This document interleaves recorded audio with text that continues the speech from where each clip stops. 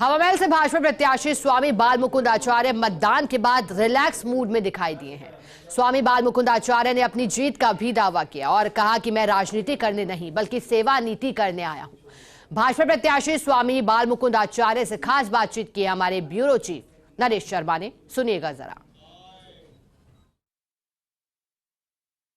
राजस्थान विधानसभा में चुनाव संपन्न होने के बाद अब हम जानते हैं प्रत्याशियों के क्या हाल है, किस तरह से उनकी दिनचर्या बदली है, किस तरह से वो अब जब चुनाव संपन्न हो गया है तो आगे किस तरह की रणनीति बना रहे हैं। अभी हम मौजूद है हवा महल में भारतीय जनता पार्टी के प्रत्याशी बाल मुकुंद आचार्य महाराज के जो मुख्य कार्यालय वहाँ पर, और हम देख रहे हैं कि और दिन की बजाय आज भी उसी तरह कार्यकर्ताओं के साथ बैठे हैं, मौजूद है। रणनीति जो आगे की किस तरह की है, फीडबैक कैसे है, इन तमाम मुद्दों पे चर्चा कर रहे हैं। हम बात करते हैं बाल मुकुंद आचार्य महाराज से कि किस तरह उनकी दिनचर्या बदली चुनाव प्रचार के दौरान, मतदान के दिन, और आज पहले के बजाय आज उनको कैसा लग रहा है। हाथोस धाम में हमेशा आपने समय व्यतीत किया है भक्तों के साथ सेवा करते हुए, लेकिन जब चुनावी मैदान में आए हैं तब की जो दिनचर्या आपकी बदली और आज जब मतदान पूरा हो गया, कितना अंतर देख पा रहे हैं आप?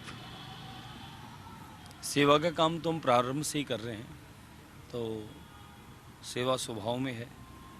और पहले देवताओं की आराधना के साथ भक्तों की सेवा होती थी। अब देवताओं की आराधना तो वही अभी भी जारी है, और देवताओं की आराधना के पश्चात देवतुल्य जनता की सेवा, उनके दर्शन का काम चल रहा है।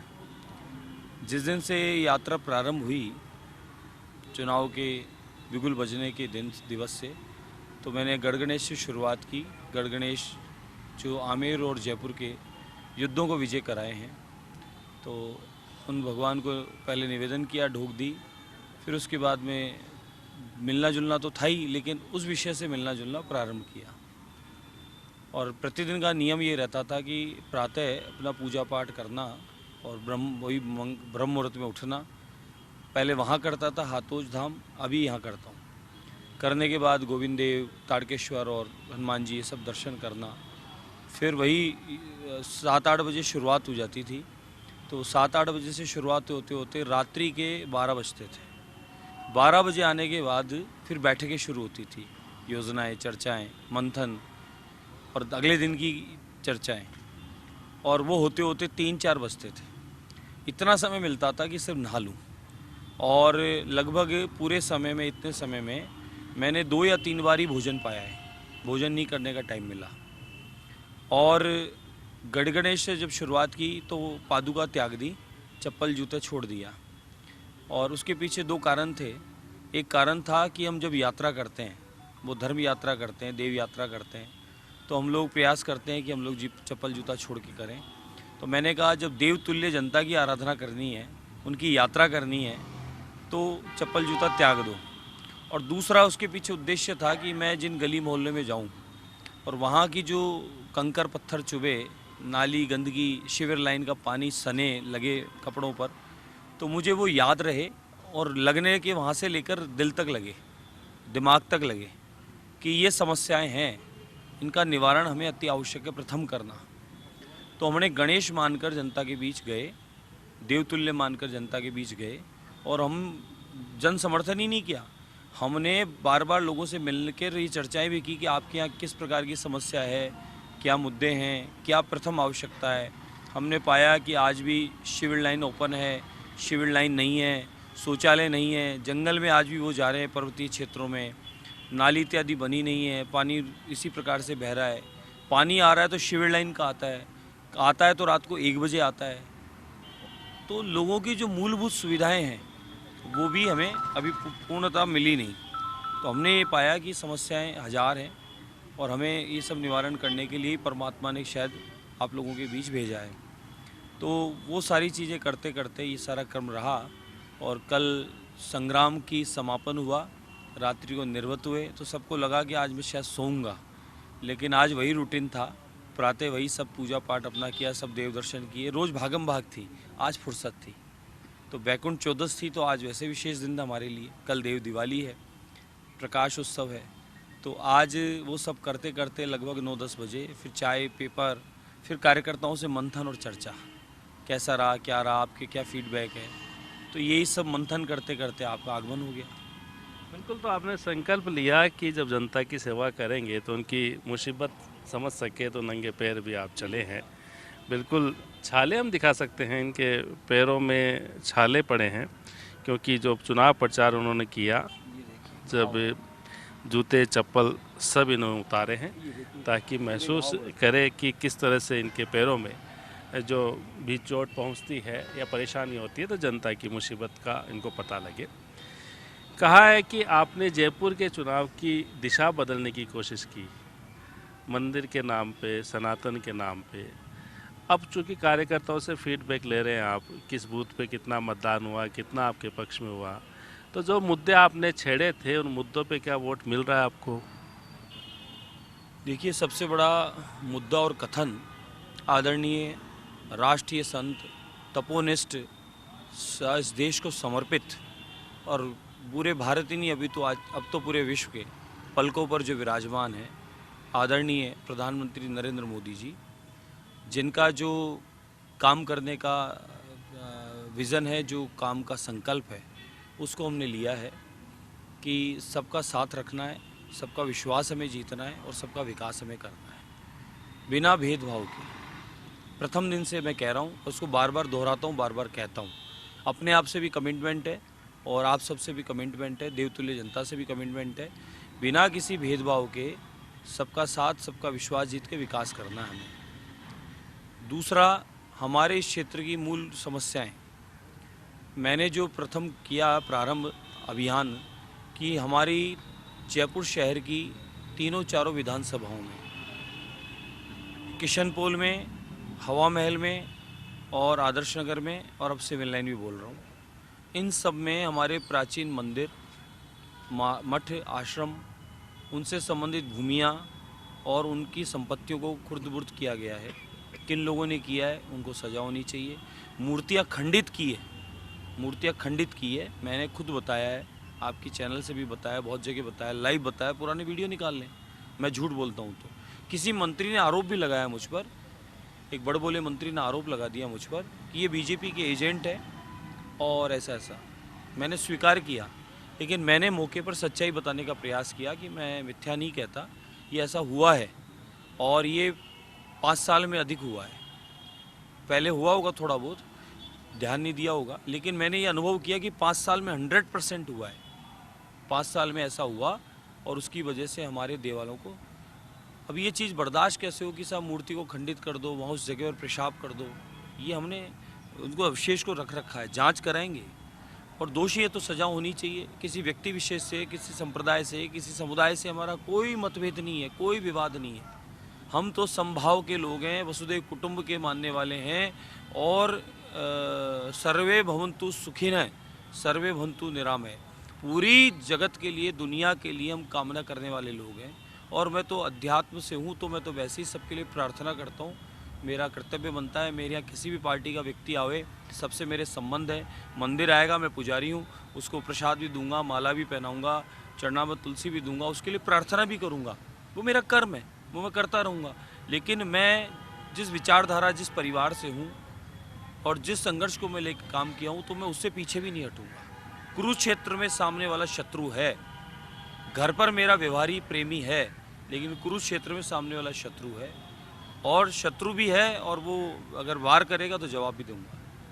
तो वो सारे देवालय जो थे, आज भी मैं उन जगह गया हूँ, प्रणाम करके आया उन स्थानों को, और मैंने ये कहा है कि भगवान, मैंने कमिटमेंट किया आपसे और मुझसे कि हम इन सब स्थानों को वापस से जीर्णोद्धार कराएंगे, वापस पुनः प्रतिष्ठा कराएंगे, इनकी सेवा पूजा आरती इत्यादि हम वापस शुरू कराएंगे और यहाँ व्यवस्थित व्यवस्था हो, इस मंदिर की सुचारू चले, उसके लिए हम काम करेंगे। जब आप इस चुनावी मैदान में आए थे तो कहा गया था कि भगवाधारी आए हैं, बाद में एक नया नारा चला कि भगवाधारी नहीं, गदाधारी भी आए हैं। वो कई जगह गदा भी हमने देखी है, चाहे मोदी जी का रोड शो हो या अन्य कार्यक्रम। तो क्या वो गदा चल पाई है आपके विपक्ष में जो है उन पर?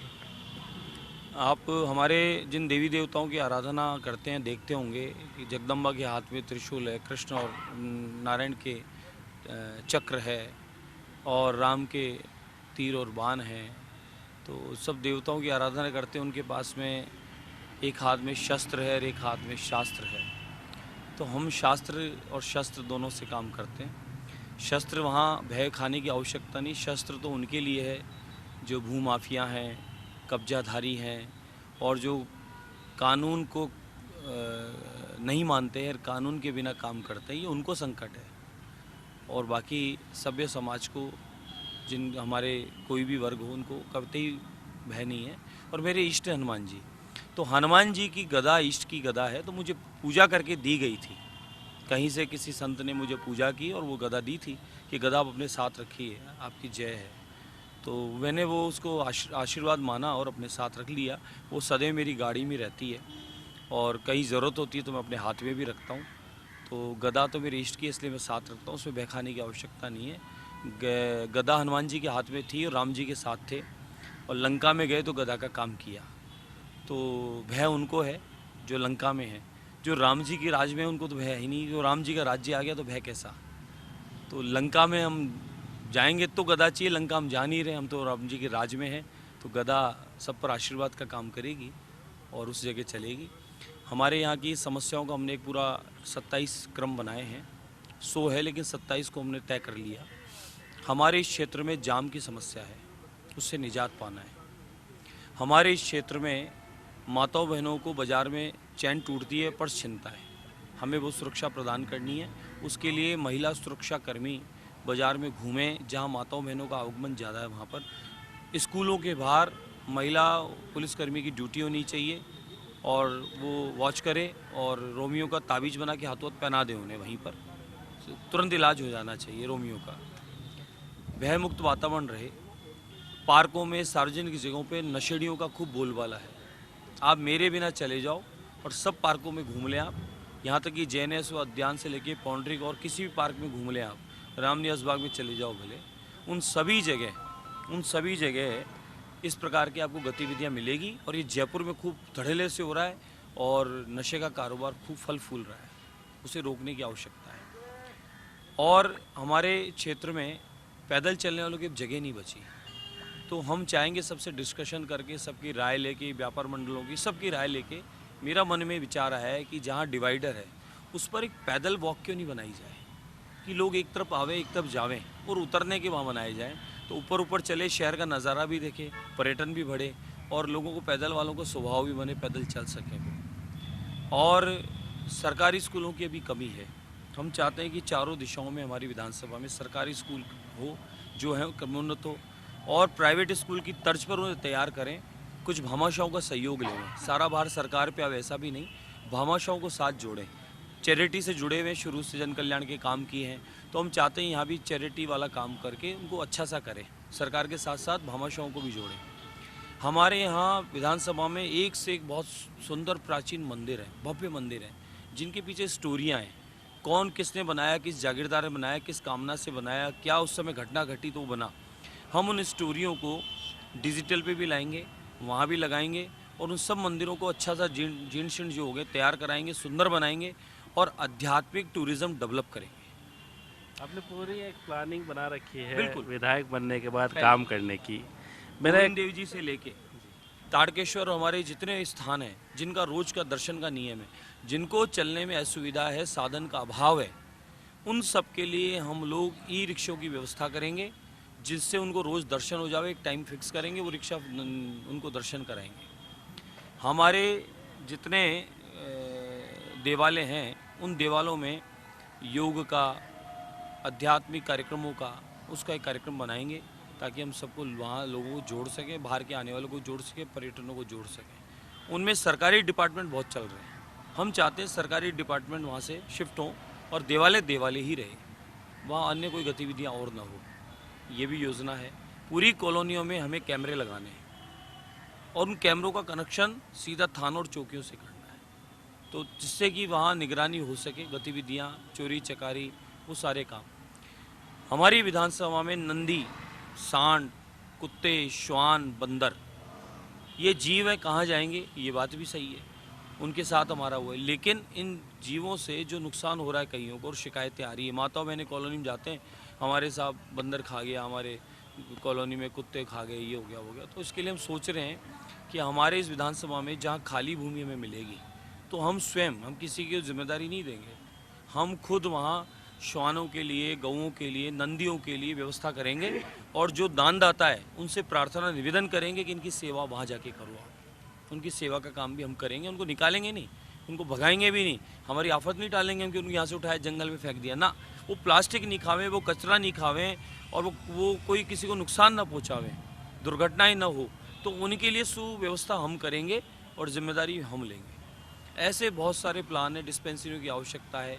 हमारे पार्षद जितने कार्यालय हैं उनमें समस्या समाधान निवारण केंद्र बनाएंगे, मौके पर अधिकारी को बैठाएंगे, टाइमिंग सेट करेंगे, पार्षद और कार्यकर्ता वहाँ बैठेंगे हमारे, और उस टाइमिंग में लोगों की जो समस्याएं आएगी उनको वहीं निपटाएगी। उनको भागना नहीं पड़ेगा, बंगला ढूंढें, विधायक का घर ढूंढें, किसी अधिकारी के डिपार्टमेंटों में, ना ना ना, कार्यकर्ता और अधिकारी खुद ढूंढेंगे समस्या को और निवारण करा के वहाँ मौके पर निवारण करेंगे। आदर्श विधानसभा बनेगी, बहुत अच्छा बना रखा है मैप। हमें राजधर्म निभाना है, राजनीति नहीं करनी है, आरोप प्रत्यारोप ये वो ना, हमें राजधर्म निभाना है। हमने क्या किया हम ये दिखाएंगे, पिछलों ने कुछ नहीं किया ये सबको पता है, हमने क्या किया ये हम बताएंगे। एक आखिरी सवाल, कार्यकर्ताओं के बीच बैठे हैं तो जाहिर है आपने नब्ज भी टटोल ली होगी, ईवीएम का बटन कैसा दबा होगा उसकी फीडबैक भी लिया होगा, क्या आवाज़ सुनाई दे रही है ईवीएम की? जैसे बटन दबाते थे तो दो ही आवाज़ आती थी, एक आती थी मोदी और दूसरी जो आवाज़ आती थी सबसे भारी गदाधारी। बिल्कुल।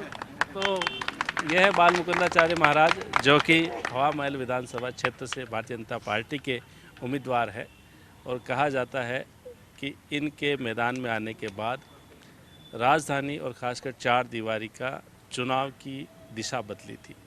अब वो दिशा परिणाम में किस तरह से आती है ये 3 दिसंबर को पता लगेगा, लेकिन बाल मुकुंदाचार्य अपनी जीत के लेके आश्वस्त है और गदाधारी के रूप में इनकी पहचान है, वो पूरे हवा महल विधानसभा क्षेत्र में आगे भी रहेगी, ऐसा दावा है। कैमरामैन विनोद गोस्वामी के साथ Naresh Sharma, first India news, Jaipur.